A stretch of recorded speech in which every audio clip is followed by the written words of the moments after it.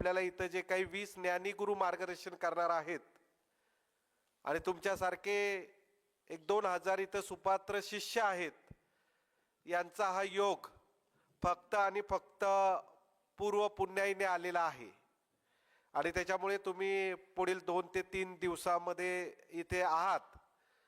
तर इथं जे काही मार्गदर्शन होणार आहे, इथं ज्या काही तुमच्या आयुष्यासाठी 4 गोष्टी सांगितल्या जाणार आहेत, त्या तुम्ही अत्यंत आत्मीयतेने ऐकायच्या आहेत आणि मला वाटतं की तुमचं आयुष्य ट्रान्सफॉर्म करण्यासाठी याच्यासारखी मोठी संधी तुम्हाला आयुष्यामध्ये परत कधीही मिळणार नाही.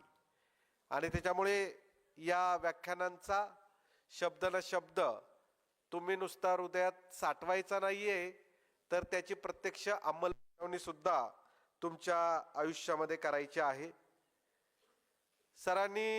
शेखर सरांनी आपल्याला बऱ्याच विषयावर मार्गदर्शन केलं. त्यांनी 7-8 गोष्टी सांगितल्या. मी मात्र आजचा जो माझ्या व्याख्यानाचा विषय घेतलेला आहे तो माझ्या शब्द तरंग नावाच्या पुस्तकातले काही तुमच्या पुढे मी सांगण्याचा प्रयत्न करणार आहे.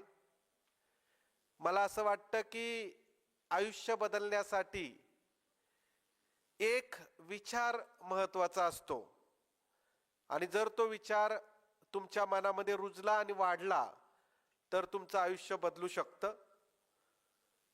मला अगदी लहानपणापासूनच वृत्तपत्रात वाचलेले, पुस्तकात वाचलेले, कोणीतरी व्याख्यानात सांगितलेले कोट्स लिहून ठेवण्याची सवय होती आणि जेव्हा मी स्पर्धा परीक्षेला सामोरं गेलो त्यावेळेस याच कोट्सनी मला खूप आधार दिला.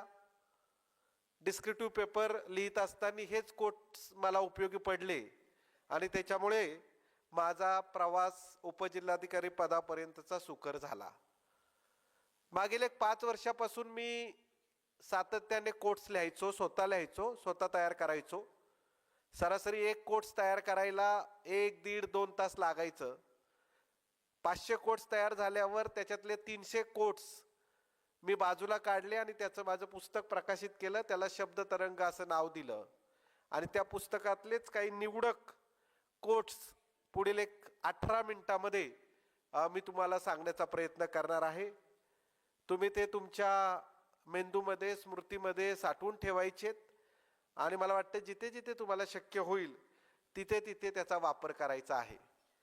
पहिला कोट आहे तो मी आपल्या मैत्रीच्या व्याख्यापासून करणार आहे, कारण मला वाटतं की आपल्याला आयुष्यात जर कोणी शेवटपर्यंत साथ देत असेल तर ते आपले मित्र असतात. एका ठराविक वळणावर आपल्याला आईवडील सोडून जातात, एका ठराविक वळणावर आपल्याला आपली मुलं पण सोडून जातात, पण जर शेवटपर्यंत कोणी राहत असेल तर ते आपले मित्र. आणि त्या मित्रांनाच समर्पित हा माझा कोट आहे. तो कोट असा आहे की खरी मैत्री पंख देते, डंख देत नाही.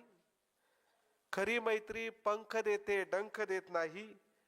खरी मैत्री स्वातंत्र्य देते, गुलामी देत नाही. खरी मैत्री दिशा देते, दशा करत नाही. खरी मैत्री आधार देते, निराधार करत नाही. आणि मला वाटतं मित्रांच्या बाबतीमध्ये आपण खूप सिलेक्टिव्ह राहायचंय. मी जेव्हा माझ्या आयुष्याच्या प्रवास वाटचालीबद्दल इतरांना सांगतो त्यावेळेस मी जाणीवपूर्वक सांगतो की माझ्या आयुष्याच्या जडणघडणीमध्ये मित्रांचा वाटा 50% आणि इतरांचा वाटा 50%. त्याच्यामुळं मित्रांची निवड हीच आयुष्याची निवड आहे. दुसऱ्या कोट्सकडे आपण येऊया. आज आपण पाहतोय की आपण सर्व रील्समध्ये व्यस्त आहोत, बरोबर आहे? म्हणजे दिवसातून कमीत कमी 5 ते 6 तास तुमच्या सर्वांचे मला वाटतं रील्समध्ये जात असतील. खरं आहे का खोटं? खोटं? तर रील्सवरून हा पुढचा कोट आहे, कोट माझा, की सोशल मीडियावरून रील्स पाहून असे वाटते, सोशल मीडियावरील रील्स पाहून असे वाटते की आपल्या देशात कलाकारांची अजिबात कमी नाही, कमी आहे ती कारागिरांची. आपल्या देशात कलाकारांची कमी नाही, कमी कुणाची आहे? हा. आणि कारागीर व्हायचं असेल तर कष्टाला प्रतिष्ठा द्यावी लागते. कशाला? कष्टाला. त्याच्यामुळे युवा मित्रांनी कष्टाला प्रतिष्ठा द्यायची आहे.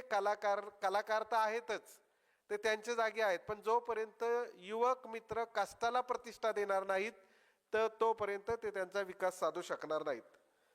तिसरा कोट आहे, रोज फक्त अन्नच नाही तर आयुष्यही शिजत ठेवावं लागतं.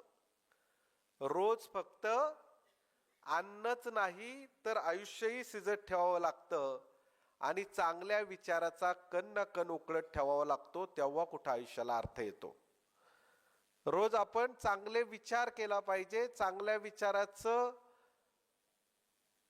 जे हे आहे, चांगल्या विचाराची जी आपली बुद्धीतली क्षमता आहे ती आपण रोज जागृत केली पाहिजे आणि चांगले विचार असतील तरच तुमचं एक चांगले व्यक्तिमत्व घडू शकतो.